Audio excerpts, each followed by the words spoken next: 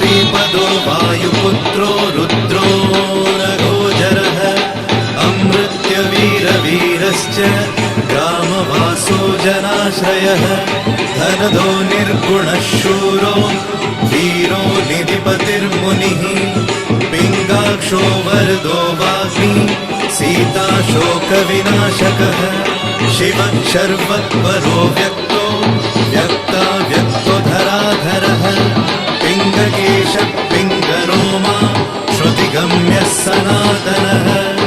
अनादिर्भगवान् देवो विश्वहेतुर्जनाश्रयः आरोग्यकर्ता विश्वेशो